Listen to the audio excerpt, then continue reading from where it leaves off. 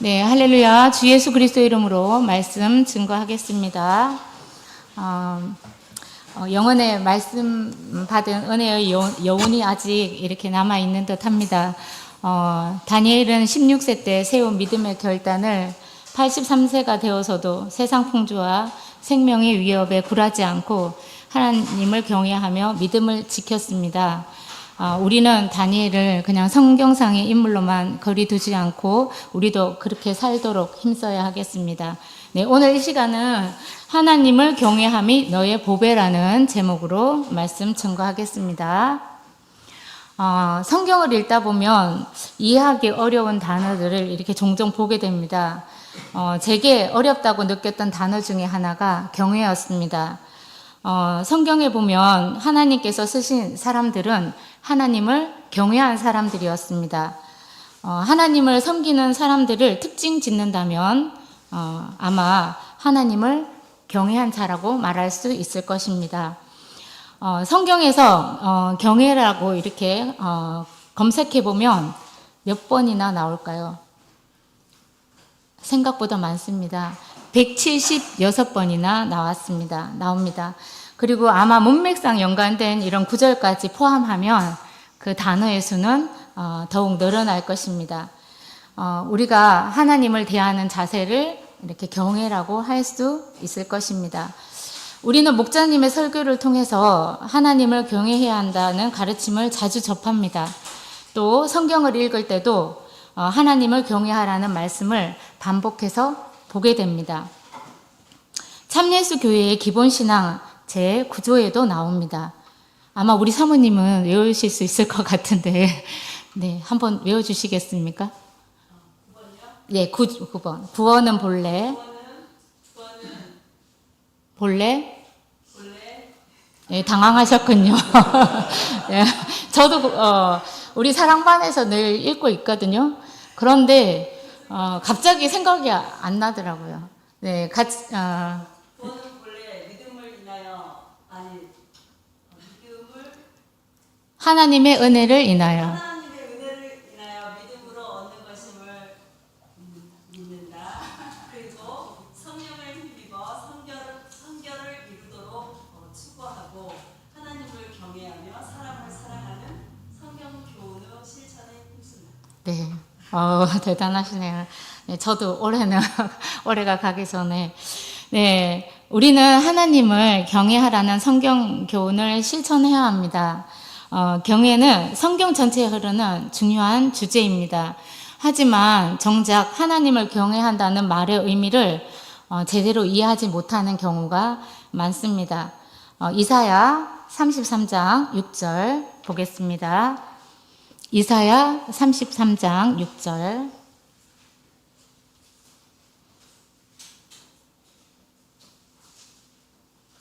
다 같이 한 목소리로 읽겠습니다. 6절 너의 시대에 평안함이 있으며 구원과 지혜와 지식이 풍성할 것이니 여호와를 경외함이 너의 보배니라. 하나님을 경외함이 어떻게 나의 보배일까요? 방금 읽은 구절에 보시면 하나님은 택한 자를 구원하신다고 하였습니다. 또 구원받기 위해서 필요한 지혜와 지식을 주신다고 하셨습니다. 그리고 하나님을 아는 지혜와 지식도 하나님을 경외함으로 얻을 수 있다고 합니다. 그러므로 구원과 지혜와 지식의 근본이 되는 하나님을 경외하는 것이 참된 보배라고 할 수 있을 것입니다. 경외라는 참된 보배의 가치를 알기 위해서 먼저 경외와 관련된 성경 구절을 찾아보고 경외의 의미에 대해서 살펴보고자 합니다. 경외의 사전적인 의미는 공경할 경자와 두려워할 외자를 써서 두려워하면서 공경한다는 뜻입니다. 하나님을 경외한다는 의미에 대해서 잘 알아야 우리가 또 하나님을 제대로 잘 경외할 수 있을 것입니다. 경외에 대해 알지 못하고 하나님을 잘 경외할 수는 없는 것입니다. 잠언 2장 1절에서 4절 보겠습니다. 잠언 2장 1절에서 4절입니다.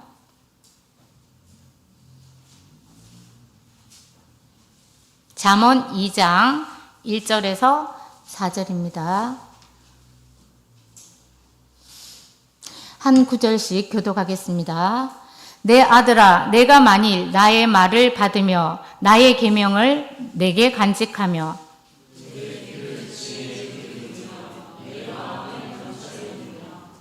지식을 불러 구하며 명철을 얻으려고 소리를 높이며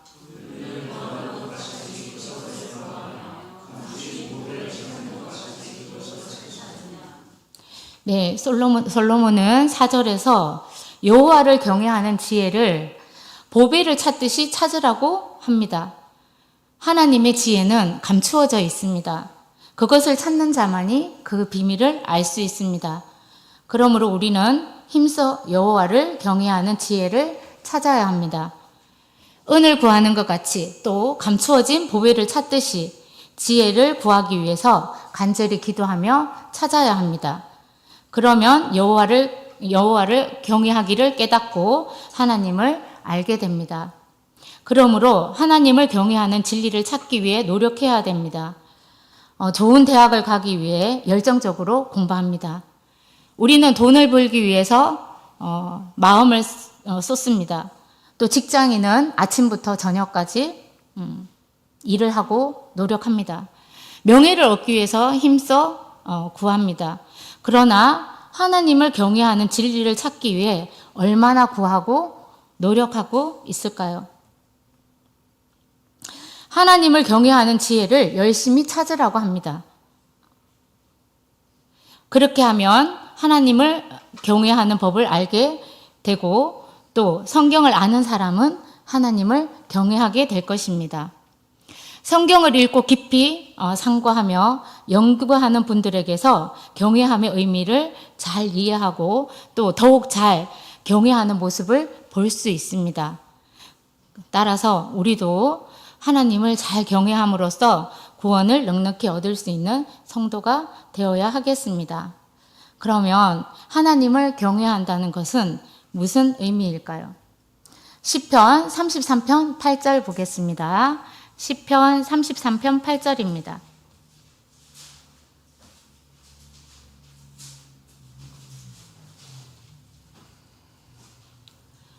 시편 33편 8절 제가 읽겠습니다.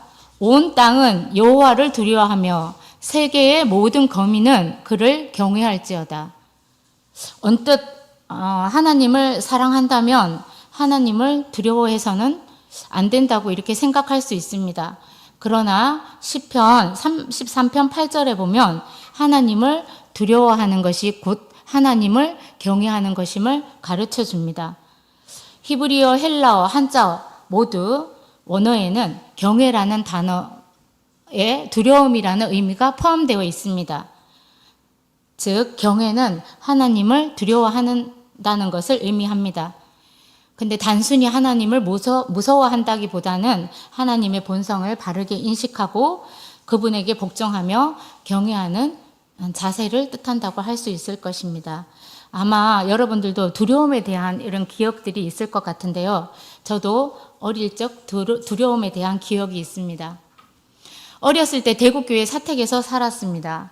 교회 사택은 좁은 골목길을 이렇게 꼬불꼬불 올라가서 꼭대기에 있었습니다. 사택 바로 아래에 욕쟁이 할머니가 사는 집이 있었습니다. 이 집을 지나야만 아래로 내려갈 수 있었고 또 집으로 돌아올 때도 그 집을 지나쳐야 집으로 돌아올 수 있었습니다. 그런데 그 집은 아들이 감옥에 가서 나왔다는 등 소문이 무성한 집이었습니다. 어린 나이에 그 집을 지나칠 때마다 두려웠습니다. 낮에도 무섭지만 특히 밤에는 엄청 무서웠습니다. 그 집을 지나갈 때면 저절로 기도가 나옵니다. 그리고 제발 그 집 아들을 만나지 않게 해달라고 이렇게 빌었습니다. 15년이 넘게 교회 사택에서 살았는데요. 제가 욕쟁이 할머니나 그 아들을 만났을까 안 만났을까요? 만날 수도 있었을 것 같은데 욕쟁이 할머니의 아들을 만난 기억은 거의 없습니다. 어떻게 생겼는지도 모르고 다만 욕쟁이 할머니만 이렇게 손에 꼽을 만큼 이렇게 배웠던 것 같습니다. 그런데 어린 저희들이 인사를 잘해서인지 아니면 교회 다닌다고 해서인지 저희 가정에는 매우 호의적이었습니다. 그래서 그래도 무서웠습니다. 그러나 분명한 것은 제가 그 무서움과 두려움이 하느님을 저절로 이렇게 찾게 만들었고 저로 하여금 기도하게 이렇게 하였습니다.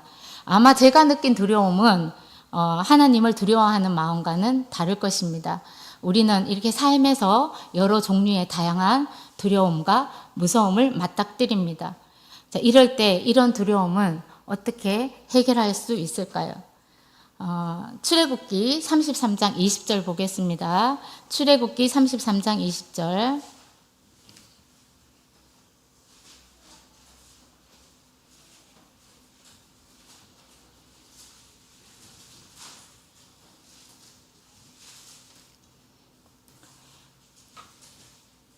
같이 읽겠습니다. 시작. 또 이르시되 내가 내 얼굴을 보지 못하리니 나를 보고 살 자가 없음이니라.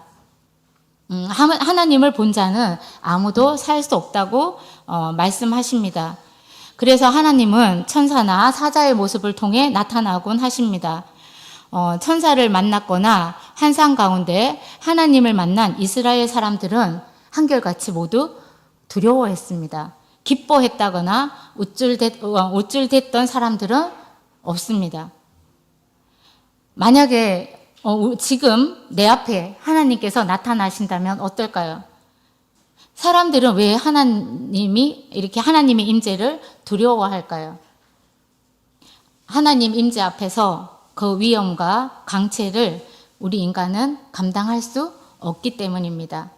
계시록 1장 17절 보겠습니다. 자, 계시록 1장 17절.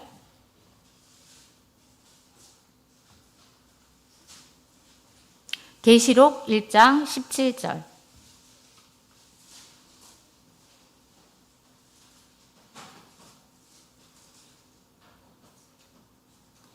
자, 같이 읽어보겠습니다. 시작. 내가 볼 때에 그의 발 앞에 엎드려져 죽은 자 같이 되매 그가 오른손을 내게 얹고 이르시되 두려워하지 말라. 나는 처음이요 마지막이니. 계시록을 쓴 사도 요한도 하나님을 뵙고 그 계시를 받을 때 그 발 앞에 엎드려 죽은 자 같이 되었다라고 했습니다.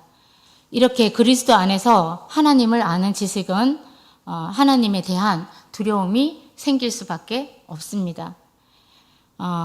그리고 또 왜 하나님의 임재를 두려워하게 되냐면 내가 정말 누구인지 바라보게 되기 때문입니다. 이사야 6장 5절 보겠습니다. 이사야 6장 5절입니다.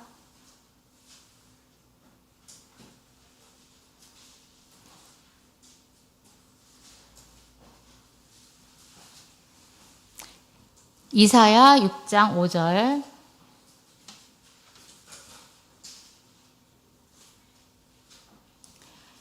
그때에 내가 말하되 화로다 나여 망하게 되었도다. 나는 입술이 부정한 사람이요 나는 입술이 부정한 백성 중에 거주하면서 만군의 여호와이신 왕을 배웠음이로다 하였더라. 네, 이사야 선지자는 이상 가운데 여호와를 보고 나는 망했다, 끝났다 라고 말하고 있습니다. 하나님의 영광을 마주할 때 자신이 죄인됨을 깊이 깨닫게 되기 때문입니다. 베드로는 주여 나를 떠나소서 나는 죄인으로소이다 라고 했고 또 사도 바울은 죄인 중에 내가 괴수라고 고백했습니다. 자, 그리고 또 우리는 하나님의 임재를 왜 두려워할까요? 바로 하나님의 용서하심과 선하심은 두려워 떨게 만듭니다. 예레미야 33장 9절 보겠습니다. 예레미야 33장 9절입니다.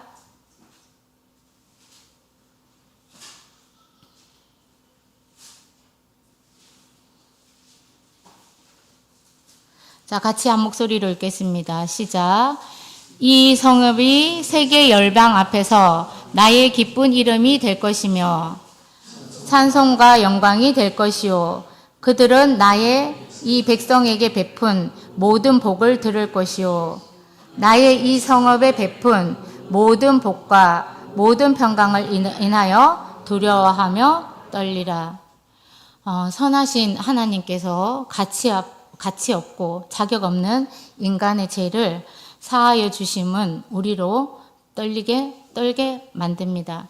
한 구절 더 보도록 하겠습니다. 에스겔 16장 63절입니다. 에스겔 16장 63절.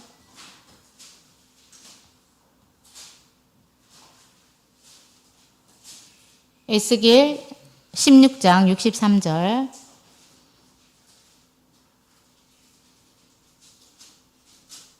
시작. 이는 내가 내 모든 행한 일을 용서한 후에 너로 기억하고 놀라고 부끄러워서 다시는 입을 열지 못하게 하려 함이니라. 나 주 여호와의 말이니라 하셨다 하라. 우리가 하나님의 용서를 체험하며 우리는 너무 놀라서 부끄러움에 할 말을 잃게 됩니다. 언약의 피로 용서함 받은 우리 죄인은 하나님을 경외할 수밖에 없습니다. 예수님은 용서의 길을 열기 위해서 골고다 언덕에서 심히 고뇌하고 애쓰셨습니다. 그 피를 흘리신 예수님의 모습을 생각할 때 우리는 감사함으로 또 그 용서의 깊이에 놀라서 떨지 않을 수 없습니다. 이를 깨달을 때 두려움을 느낄 수밖에 없고 하나님에 대한 경외심이 생기게 됩니다. 예수님께서도 하나님을 두려워하라고 말씀하셨습니다. 누가복음 12장 5절 보겠습니다. 누가복음 12장 5절.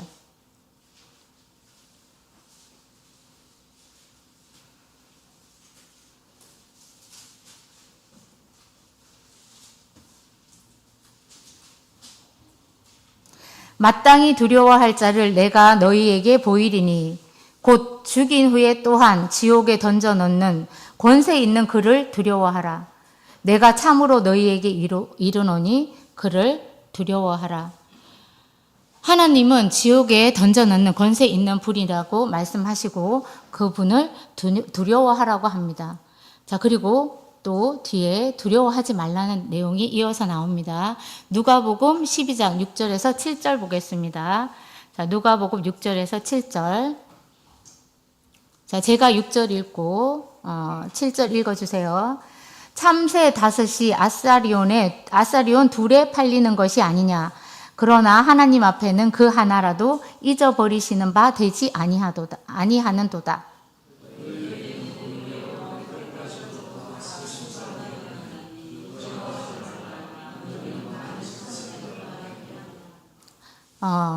정말 가치 없는 참새도 하나님께서 기억하고 하시는데 우리 귀한 성도들은 하나님께서 얼마나 존귀하게 보시는지 두려워하지 말라고 하셨습니다. 진정으로 두려워할 것을 두려워함으로써 불필요한 두려움과 두려워할 가치가 없는 것들의 마음을 빼앗기지 말라고 하십니다. 우리 어린 아이들이 서진이나 서윤이가 엄마 품에 안겨 있으면 굉장히 평화롭습니다. 엄마 아빠가 나를 두렵게 만드는 것을 해결해 줄 것을 믿기 때문입니다. 우리도 우리 마음에 계신 예수님을 믿고 사랑하면 부정적인 두려움은 사라지게 됩니다. 이렇게 세상의 위험은 더는 무섭지 않습니다. 곧 하나님을 두려워함으로 세상의 그 어떤 두려움도 이겨낼 수 있게 됩니다. 그럼 하나님을 두려워하는 마음은 구체적으로 어떤 마음일까요? 네. 첫 번째, 두렵고 떨림에서 나오는 거룩한 두려움입니다. 우리는 왜 하나님 앞에서 떨어야 할까요? 두렵고 떨림으로라는 말은 바로 하나님 앞에 선 자의 경외감을 말합니다. 성전에서 하나님을 만나려고 나아가는 제사장들이나 하나님을 만났던 선지자들은 두려움과 긴장감을 가지고 있었습니다. 우리가 영혼의 때의 주제였던 다니엘 10장 11절 보겠습니다. 다니엘 10장 9절에서 11절까지 읽어보겠습니다. 다니엘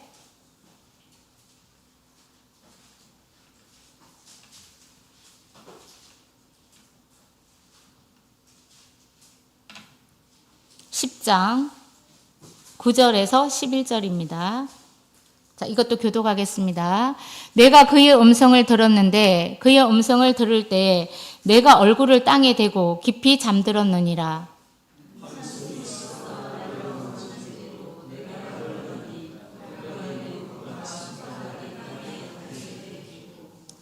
내게 이르되 은총을 크게 받은 사람 다니엘아, 내가 내게 이르는 말을 깨닫고 일어서라. 내가 내게 보내심을 받았느니라.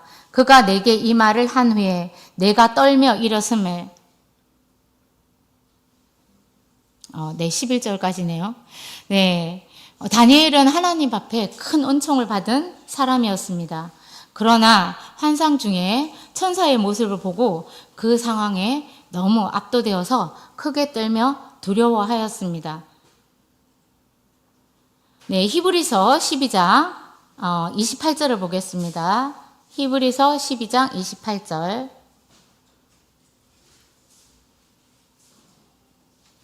히브리서 12장 28절.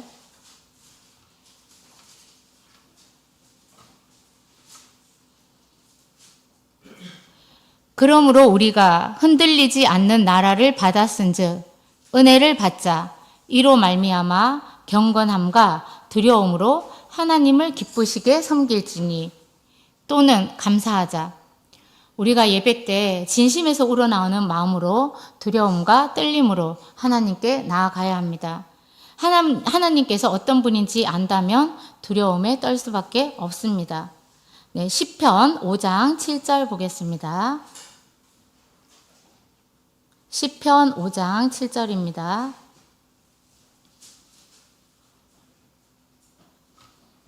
자, 시편 5장 7절. 오직 나는 주의 풍성한 사랑을 힘입어 주의 집에 들어가 주를 경외함으로 성전을 향하여 예배하리라. 우리는 하나님께 드리는 예배를 민감성 없이 드리는 것을 조심해야 합니다. 왜냐하면 예수님은 예배의 자리에 함께 계시기 때문입니다. 마태복음 18장 20절에는 두세 사람이 내 이름으로 모인 곳에는 나도 그들 중에 있느니라 라고 말씀하셨습니다. 그런데 안타깝게도 우리는 너무나 자주 교회에 와서 누가 와 계신지 잘 인지하지 못한 채 예배를 드리고 있기도 합니다. 네, 이렇게 우리가 첫 번째 두려움이라는 것은 두려움과 떨림으로 거룩한 두려움에서 나오는 두려움이었습니다.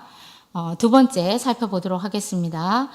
네, 다음 두려움은 존경과 공경에서 나오는 경건한 두려움입니다.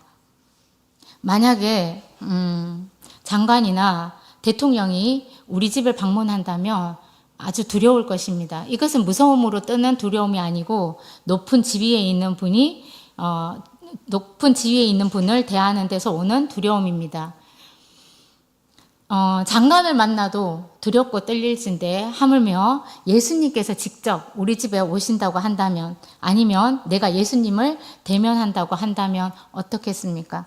이러한 두려움은 존경심에서 또는 존귀함에서 나오는 경외입니다. 레위기 19장 3절 보겠습니다.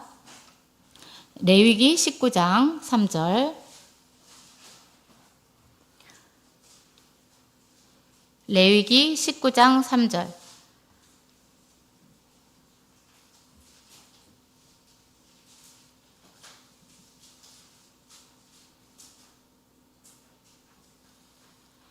너희 각 사람은 부모를 경외하고 나의 안식일을 지키라. 나는 너희 하나님 여호와니라. 또 성경은 자기 부모를 경외하라고 말씀하십니다. 자녀가 부모에 대해서 가져야 할 공경이라는 것은 부모의 뜻을 거스르지 않고 부모의 말에 거역하지 않고 마음을 다해 정성껏 모시는 것일 것입니다. 그런데 우리가 하나님에 대한 두려움을 무서워하고 공포에 뜨는 것으로 생각해서는 안 될 것입니다. 이사야는 예수님에 관해서 이렇게 예언하였습니다. 그가 이사야 11장 3절, 자 이거는 같이 읽어보겠습니다. 자, 이사야 11장 3절.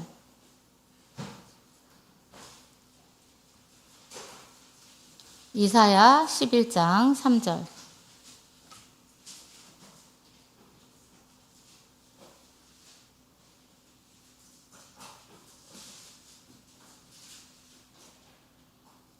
(11장 3절) 자 시작.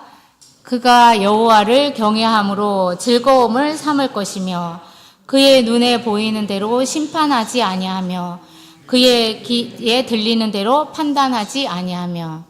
네, 하나님께서 의인에게는 의롭다함을 입은 주의 백성들에게는 영생을, 그리고 악인에게는 영벌을 주신다고 하셨습니다. 이렇게 용서하시고 우리에게 귀한 은혜를 주시는 하나님의 은혜를 즐거움으로 삼아야 됩니다. 이 두려움은 참 평안을 주시는 예수 그리스도께 우리를 이끌기 때문일 것입니다. 이렇게 존경심에서 우러나오는 두려움은 하나님은 생명을 주실 수도 있고 또 영원한 죽음으로 벌하실 수도 있는 능력을 가진 최고 재판관이시라는 사실을 우리가 새길 때 더 잘하게 됩니다. 깊은 존경심에서 나오는 두려움은 우리가 악을 행하지 않도록 경계하도록 하고 또 하나님을 가볍게 여기지 않도록 막아줍니다. 그 두려움은 우리가 유혹에 넘어지고 또 하나님께서 나를 용서하실 거야. 나는 약하니까, 또 내 약함을 하나님께서 아시니까 그런 식의 태도를 취하는 일을 없도록 도와줍니다. 잠언 8장 13절에는 하나님을 경외하는 것은 악을 미워하는 것이다 라고 되어 있습니다. 그리고 잠언 16장 6절에 보면 여호와를 경외함으로 인하여 악에서 떠나게 되느니라, 이렇게 말씀하셨습니다. 아담과 하와는 여호와께 불순종하였을 때 부정적인 두려움을 느꼈고 하나님 앞에서 숨었습니다. 아담은 내가 동산에서 하나님의 소리를 듣고 두려워하여 숨었나이다 라고 말하였습니다. 아담과 하와가 죄를 짓고 난 다음에 마음에 두려움이 들어왔습니다. 그런데 욥은 욥은 살펴보면 하나님을 경외하며 악에서 떠난 자였습니다. 하나님에 대한 두려움은 부정적인 그런 두려움이 아니라 존경스러운 아버지가 아들에게 또는 딸에게 주는 안정감입니다. 자녀가 아버지의 품에서 편안합니다. 하나님에 대한 이 두려움은 올무가 되는 사람을 두려워하는 부정적인 두려움을 떨쳐버리는데 도움을 줍니다. 잠언 29장 25절 보겠습니다. 잠언 29장 25절. 잠언 29장 25절입니다.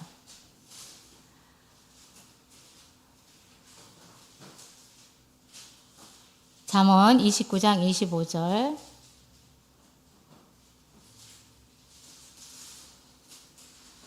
자, 같이 읽겠습니다. 시작. 사람을 두려워하면 올무에 걸리게 되거니와 여호와를 의지하는 자는 안전하리라.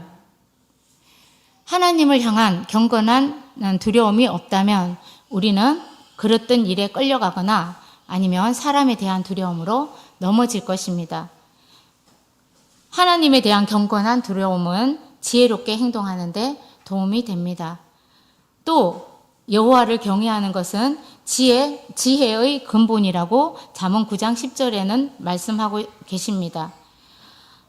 지금 시대는 세상이 주는 두려움으로 가득한 시대입니다.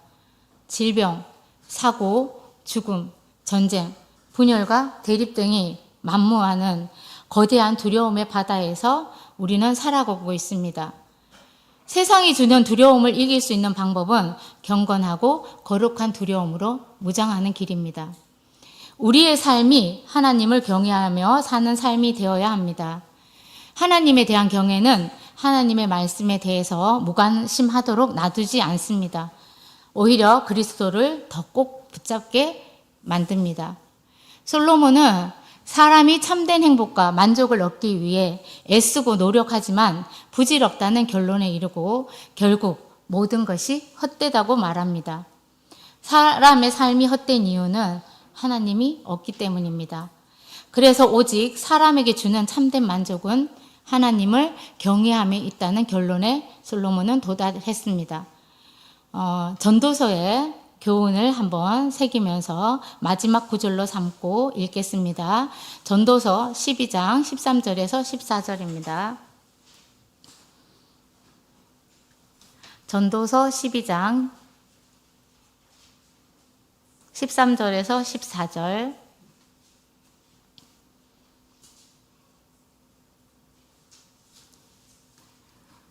자, 시작. 일의 결국을 다 들었으니 하나님을 경외하고 그 명령을 지킬지어다. 이것이 사람의 본분이니라. 하나님은 모든 행위와 모든 은밀한 일을 선악간에 심판하시리라. 오늘 두려움의 의미에 대해서 같이 말씀을 나누었습니다. 우리가 사람이나 세상 일의 무서움에서 오는 그런 두려움이 아니라 하나님께서 주시는 기뻐하시는 두려움은 두렵고 떨림으로 이르는 거룩한 두려움이고 또 존경과 공경함에서 오는 경건한 두려움임을 같이 말씀을 나누었습니다. 하나님을 가까이 하고 경외하는 것이 우리의 힘이고 우리의 지혜임을 믿습니다. 무관심한 태도로 예배에 임했다면 또 덧없는 세상 일에 에너지를 더 쏟았다면 내 힘만 믿고 해결하려고 했다면 하나님 앞에 회개하고 내 안에 경건하고 거룩한 두려움으로 가득 채워주시길 기도해야겠습니다. 네, 이상으로 말씀 마치고 우리가 영어회를 통해서 이렇게 말씀을 듣고 마음에 이렇게 담아둔 생각들과 결단이 있으시리라고 생각합니다. 그러한 것들이 빠져나가지 않도록 우리 생활 속에서 결단하고 뜻을 정해서 이렇게 다니엘처럼 이제는 뭔가 결심하고 신앙생활할 수 있도록 더욱 마음을 붙들고 기도하도록 하겠습니다. 네, 다 같이